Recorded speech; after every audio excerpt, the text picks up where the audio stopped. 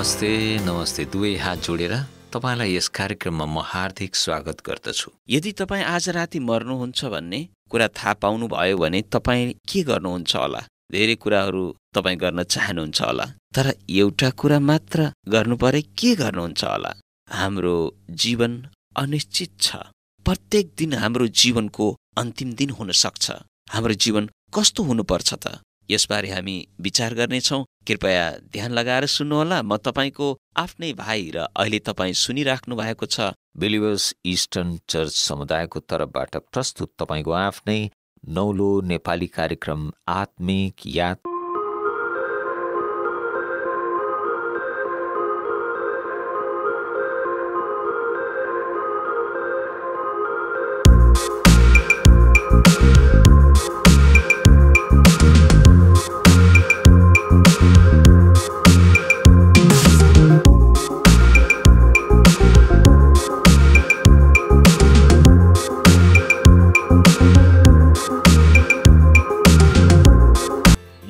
छ। त्यसै कारण त हामी यसलाई बचाउनलाई स्याहार सुसार र धेरै उपायहरू गर्दछौँ।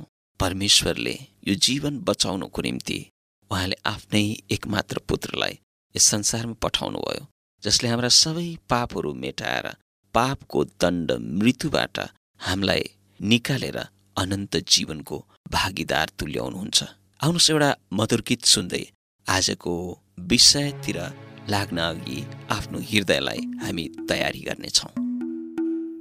तिमीले सहेका चोटहरूले, तिमीले सहेका चोटहरूले, चोट मेरो निको भयो, चोट मेरो निको भयो।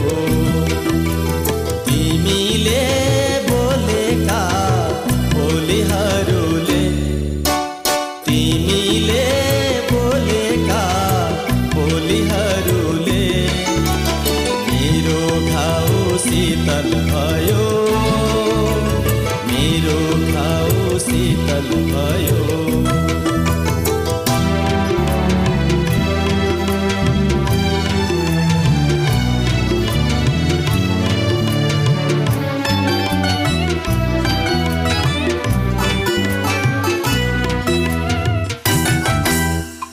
मेरा नशा नशामा निराशाका जहरहरू पढ्थे, मेरा नशा नशामा निराशाका जहरहरू। अब झुम्छन् आशाहरू, अब झुम्छन् आशाहरू, उमङ्गका तरङ्गहरू। तिमीले भनेका वचनहरूले, तिमीले भनेका वचनहरूले जीवन मेरो चोखो भयो, जीवन मेरो चोखो भयो।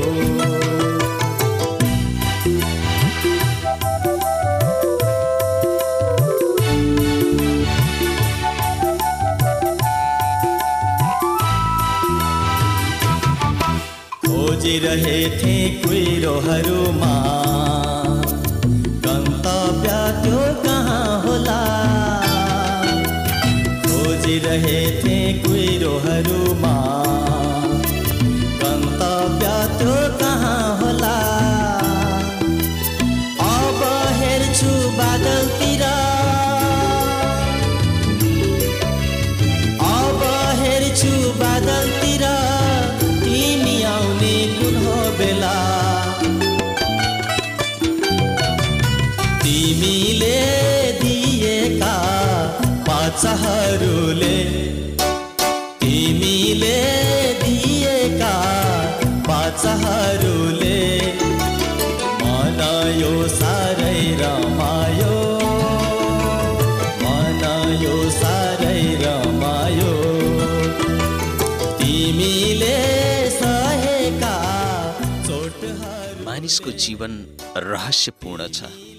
जीवनमा यस्ता धेरैवटा कुराहरू हुन्छन् जसको बारेमा हामीले सोच विचार पनि गरेका हुँदैनौँ।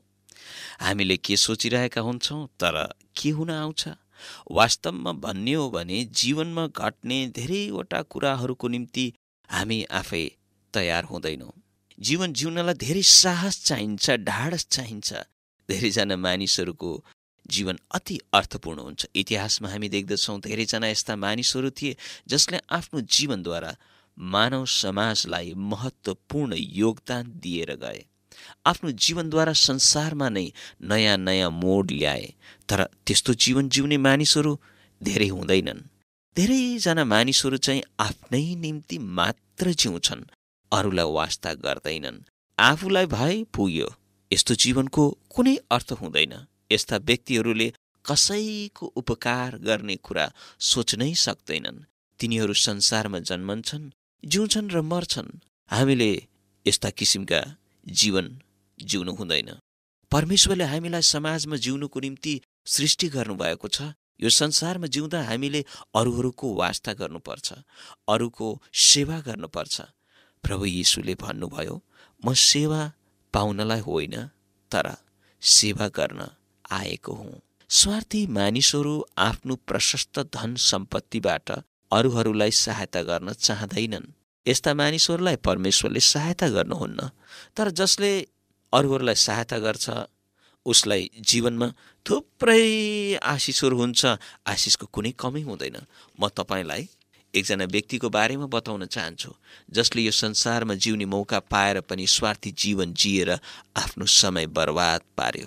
प्रभु येशूले एउटा दृष्टान्त भन्नुभयो। पवित्र बाइबल शास्त्रमा यसरी लेखिएको छ, कुनै एउटा धनी मानिसको जमिनमा प्रशस्त उब्जनी भयो। त्यसले मनमनै गुन्न लाग्यो, मेरो अन्न राख्ने ठाउँ मसित छैन, अब म के गरौँ? तब त्यसले भन्यो, म यसो गर्नेछु, आफ्ना ढुकुटीहरू भत्काएर झन् ठुला ठुला भकारीहरू बनाउने छु र मेरा सबै अनाज र मालताल त्यहीँ राख्नेछु।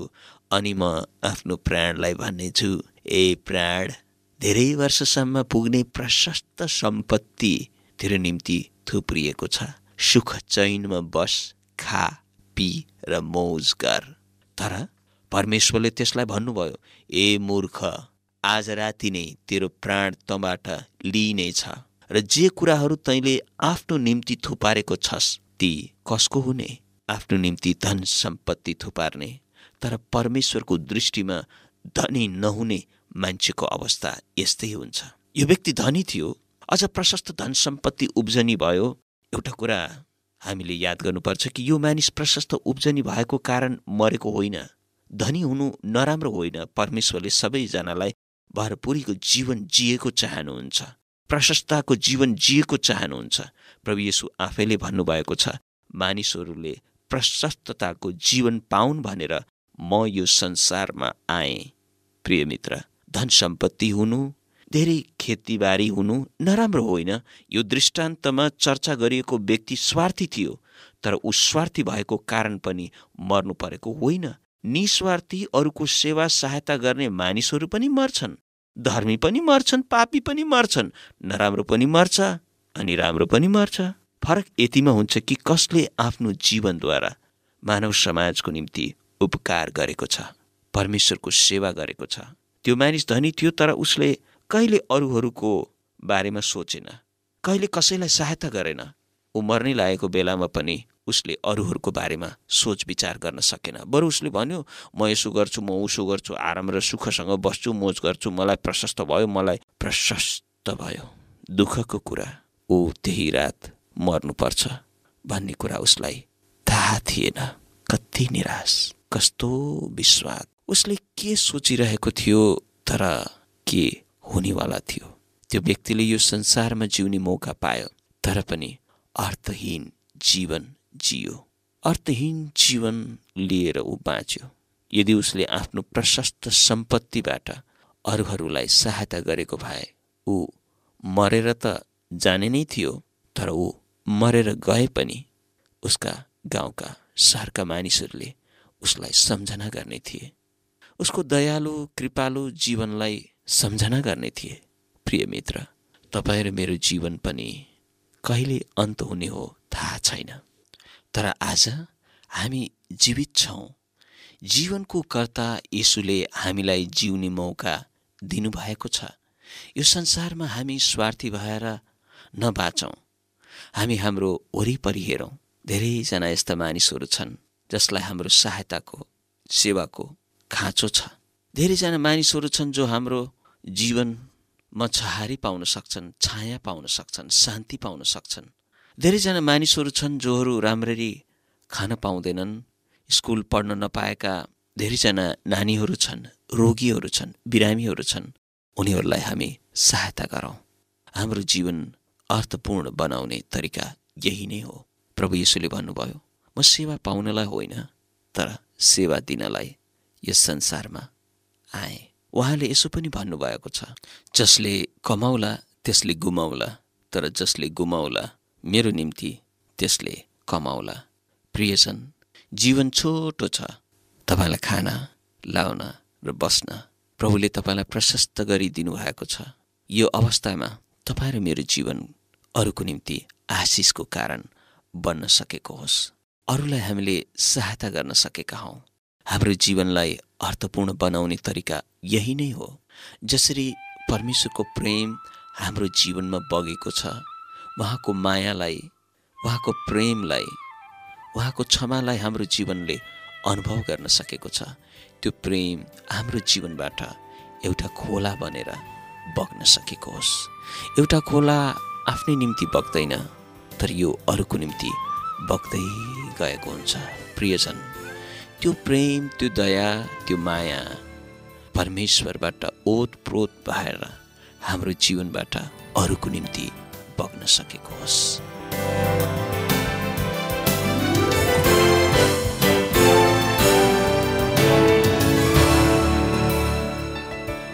समय ढलिसक्यो हाम्रो निम्ति, यस कार्यक्रमको निम्ति।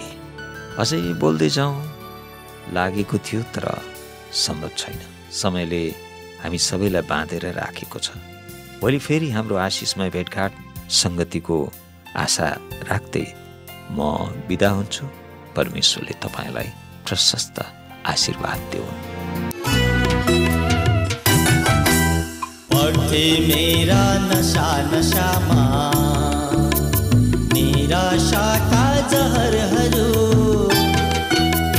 पढ्थे मेरा नशा नशामा निराशाका जहरहरू। अब झुम्छन् आशाहरू, अब झुम्छन् आशाहरू, उमङ्गका तरङ्गहरू। तिमीले भनेका वचनहरू